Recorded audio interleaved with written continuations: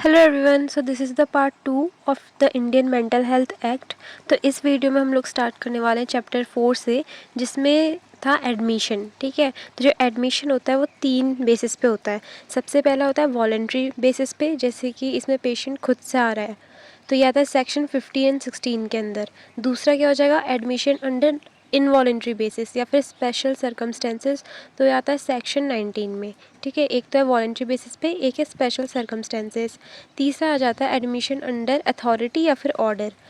बस ये 3 है। ठीक है, तो सबसे पहले हम देखते हैं वॉलेंट्री बेसिस पे एडमिशन कैसे होता है किसी भी मेंटली इल पेशेंट का। सबसे पहले जो पेशेंट होता है वो साइकेट्रिस्ट के पास आते हैं और वो कहते हैं कि हमें ये सब मतलब सिम्टम्स आते हैं और हमें एडमिशन चाहिए।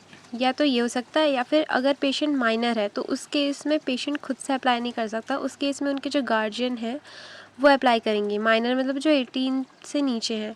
उसके बाद है मेडिकल ऑफिसर क्या करते हैं, इंक्वायरी करते हैं फिर कि सच में क्या ये पेशेंट है, सच में इसका एडमिशन होना चाहिए, इनफ कॉजेज़ है। जब ये सब हो जाता है और मेडिकल ऑफिसर सेटिस्फाई हो जाते हैं, तब पेशेंट का वॉलेंट्री केस में एडमिशन हो जाता है। अब हम देखते हैं कि कैसे इनवॉलेंट्री में होता है, यानी कि admission under special circumstances section 19। इस केस में जो पेशेंट है वो खुद से नहीं चाह रहा है कि उसका एडमिशन हो, उनको कोई लेके आ रहा है। और वो कौन हो सकता है, सिर्फ और सिर्फ उनके रिलेटिव्स, उसमें भी उनके पेरेंट्स या फिर उनके सिबलिंग्स, उनके फ्रेंड्स। ठीक है, तो ये लोग अप्लाई कर सकते हैं, जो हमारे साइकेट्रिस्ट हैं या फिर मेडिकल ऑफिसर हैं उनको, पेशेंट के बिहाफ में, क्योंकि पेशेंट नहीं चाह रहे खुद से। उसके बाद मेडिकल ऑफिसर क्या करेंगे, सेम जैसे हमने वॉलेंट्री में किया था, इंक्वायरी करेंगे विद इन 24 आवर्स। और अगर मेडिकल ऑफिसर सेटिस्फाई हो जाते हैं तो फिर एडमिशन हो जाएगा यहाँ पे इनवॉलेंट्री बेसिस पे। अब थर्ड आता है admission under authority order, authority या फिर ऑर्डर। इसमें फर्दर 4 आते हैं। सबसे पहला है रिसेप्शन ऑन एप्लीकेशन सेक्शन 20। दूसरा है reception on production before magistrate section 23। और थर्ड है reception after inquest section 26। And fourth है admission and detention of mentally ill prisoner section 27। एक एक करके हम सारे देखेंगे, बहुत इजी हैं। सबसे पहला है रिसेप्शन ऑर्डर ऑन एप्लीकेशन। जैसा कि नाम है, एप्लीकेशन दी जाएगी यहाँ पे पेशेंट के एडमिशन के लिए। और कौन देगा एप्लीकेशन, या तो गार्जियन हो सकता है, हस्बैंड, वाइफ या फिर फ्रेंड, इनके अलावा कोई और एप्लीकेशन नहीं दे सकता।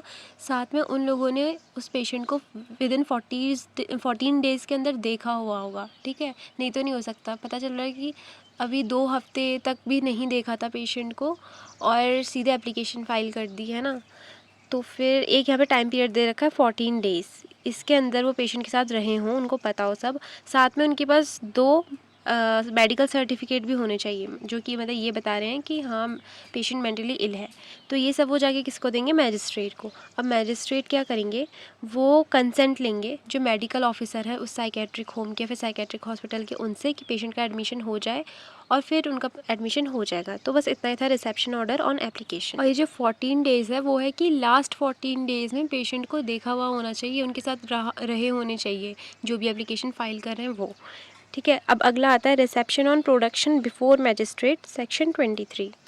इस केस में क्या हो रहा है कि जो पेशेंट है ना, वो बहुत ज़्यादा वायलेंट एक्ट कर रहा है बाहर सोसाइटी में, बहुत एग्रेसिव बिहेवियर है, किसी को नुकसान पहुंचा रहा है, फिर कुछ ऑब्सीन सीन्स कर रहा है, ऐसी चीज़ें हैं। तो पुलिस वाले क्या करेंगे, पुलिस वाले उनको लेके आ जाएंगे कोर्ट में विद इन 24 आवर्स। उसके बाद वो क्या करेंगे, 2 मेडिकल सर्टिफिकेट प्रेजेंट करेंगे। जिसके बाद क्या होगा, जो मैजिस्ट्रेट है, मैजिस्ट्रेट का मतलब क्या होता है, मैजिस्ट्रेट कोई भी जज होते हैं जो कि जो लेस क्रिमिनल एक्ट होते हैं ना, उनमें जजमेंट करते हैं। ठीक है, तो फिर मैजिस्ट्रेट क्या करेंगे, फिर रिसेप्शन ऑर्डर इशू कर देंगे, बस फिर पेशेंट का एडमिशन हो जाएगा। तो पुलिस वाले कोर्ट में लेके आएंगे पेशेंट को with in 24 hours of detention, मतलब जब से पकड़ा उसके बाद 24 आवर्स के अंदर। उसके बाद 2 मेडिकल सर्टिफिकेट देंगे, उसके बाद मैजिस्ट्रेट इशू कर देंगे रिसेप्शन ऑर्डर। बस बहुत सिंपल है। उसके बाद आता है हमारा इसी का second last reception after inquest section 26। इसमें बस इतनी सी चीज़ ध्यान रखने वाली है कि जो सारा एडमिशन का प्रोसीजर करवा रहा है वो हमारा डिस्ट्रिक्ट कोर्ट ही करवा रहा है, सब कुछ कोर्ट के थ्रू हो रहा है। ऐसा क्यों होता है कुछ कुछ केसेस में, क्योंकि कुछ पेशेंट्स ऐसे होते हैं उन पे बहुत प्रॉपर्टी होती है लेकिन उनका कोई गार्जियन नहीं होता है। ठीक है, तो फिर अब ये सारी चीज़ें कौन संभालेगा, जो कोर्ट है। वो मैनेजर देना है, गार्जियन देना है, वो जो भी करना है वो सब कोर्ट का काम होगा। तो जो इंक्वेस्ट है ऑफ मेंटली इल पेशेंट, ये बाय डिस्ट्रिक्ट कोर्ट होती है। ठीक है, और अगर पेशेंट का इंटरेस्ट है तो उस केस में पेशेंट का एडमिशन हो जाता है बस इतना ही है इसमें। अब आता है last, reception order on production of a mentally ill person, I am sorry, admission and detention of a mentally ill prisoner, section 27। इस केस में बस इतनी चीज़ ध्यान रखने वाली है कि इसमें कौन करवाता है, अ मेंटली इल प्रिजनर में be admitted into a mental hospital on the order of किसके, द प्रिसाइडिंग ऑफिसर और अ कोर्ट। बस ये याद रखना है कि किसके थ्रू होता है, प्रिसाइडिंग ऑफिसर और अ कोर्ट।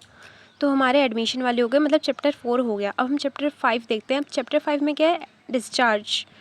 डिस्चार्ज भी 3 टाइप के होते हैं, जैसे कि हमारे एडमिशन थे वॉलेंट्री, इनवॉलेंट्री या फिर अथॉरिटी और ऑर्डर के थ्रू।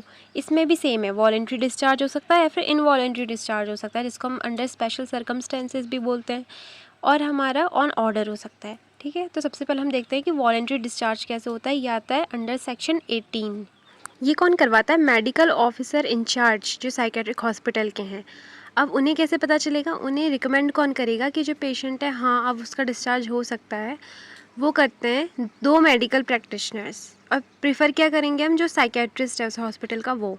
ठीक है, तो जो भी साइकेट्रिस्ट हैं उस हॉस्पिटल के, वो किसको बताएंगे जाके, मेडिकल ऑफिसर इंचार्ज को बताएंगे उस साइकेट्रिक हॉस्पिटल के कि हाँ अब पेशेंट का डिस्चार्ज हो सकता है, पेशेंट का ट्रीटमेंट हो गया है, उसके बाद पेशेंट का डिस्चार्ज हो जाएगा। इतना सिंपल था, बस इतना था। उसके बाद आता है discharge of a patient involuntary basis पे या फिर स्पेशल सर्कमस्टेंसेस। इस केस में क्या होता है कि या तो कोई रिलेटिव या फिर जो पेशेंट का फ्रेंड है वो एप्लीकेशन फ़ाइल करेगा कि हाँ हमें पेशेंट का डिस्चार्ज चाहिए, और क्या शर्त पे कि हम पेशेंट की केयर करेंगे और उसको किसी भी इंजरी होने से प्रिवेंट करेंगे, और पेशेंट किसी और को भी इंजरी नहीं करेगा। जब वो इस चीज़ की कन्फर्मेशन देंगे तब जाके पेशेंट का डिस्चार्ज हो जाएगा। तो इतना ही था इनवॉलेंट्री बेसिस। तीसरा है discharge of a patient admitted on reception order. इस केस में कोई भी पर्सन जिसे लगता है कि पेशेंट जो है वो अब रिकवर कर गया है, अब पेशेंट का डिस्चार्ज हो जाना चाहिए, वो मैजिस्ट्रेट के सामने जाके एक सर्टिफिकेट दिखाते हैं जो कि किससे वेरीफाइड होगा, मेडिकल ऑफिसर से, उसी साइकेट्रिक हॉस्पिटल के। उसके बेसिस पे फिर पेशेंट का डिस्चार्ज हो जाता है, अगर सारी जो फुलफिलमेंट्स थी वो सब फिल हो चुकी हैं। नेक्स्ट है discharge of a patient admitted by police. तो अगर पुलिस हमारे मेंटली इल पेशेंट को लेके आई है, अब उनका डिस्चार्ज होना है, तो इस कंडीशन में जो फैमिली मेम्बर्स है पेशेंट के, वो एक रिटर्न एग्रीमेंट बनाएंगे कि हाँ अब हम पेशेंट की केयर खुद से लेंगे, पेशेंट किसी को हार्म नहीं पहुंचाएगा, हम उससे कोई हार्म नहीं पहुंचाएंगे। उसके बाद पेशेंट का डिस्चार्ज हो जाएगा, और ये वो रिटर्न एप्लीकेशन किसको देंगे, जो मेडिकल ऑफिसर इंचार्ज हैं उस हॉस्पिटल के, उनको। उसके बाद आता है discharge of a mentally ill prisoner. इस केस में जो हमारी हॉस्पिटल अथॉरिटी है उनको रेगुलर अपडेट देनी होती है हर 6 मंथ में, पेशेंट की मेंटल स्टेट, पेशेंट की कंडीशन के बारे में। जिस भी अथॉरिटी ने पेशेंट को डिटेन किया हुआ है, मतलब जो भी लेके आए हैं उस प्रिजनर को हॉस्पिटल में, तो उनको रेगुलरली अपडेट करना होता है। मतलब इन दोनों अथॉरिटीज़ के बीच में कनेक्शन बना रहेगा। अगर अथॉरिटी को लगता है कि पेशेंट अब फिट है, उसको डिस्चार्ज दे देना चाहिए, तो फिर फर्दर जो लीगल एक्शंस हैं वो प्रिजन ऑफिसर्स लेंगे। उसके बाद आता है last, leave of absence, section 45। अब इसमें सेम वैसा ही होता है जैसे हमें स्कूल में छुट्टी चाहिए होती थी, तो फिर हम एक एप्लीकेशन डालते थे कि हमें घर जाना है, जो भी रीज़न है, गांव जाना है और इतने टाइम पीरियड के लिए जाना है। और कई बार पेरेंट्स भी आते थे और वो कहते थे कि हाँ हम इस बच्चे को ले जा रहे हैं, हम प्रॉपर केयर लेंगे और with in this time period हम वापस भी ले आएंगे।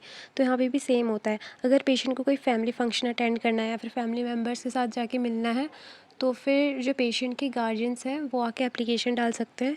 और ये एप्लीकेशन किसको जाएगी, जो मेडिकल ऑफिसर इंचार्ज है उस हॉस्पिटल का, उनको। उसके बाद ये जो टाइम पीरियड है वो सिर्फ 60 डेज़ का है, इससे ज़्यादा एक्सटेंड नहीं होना चाहिए। और ये भी इंश्योर करेंगे जो गार्जियन है कि पेशेंट की हम प्रॉपर केयर लेंगे, उससे कोई इंजरी नहीं होगी।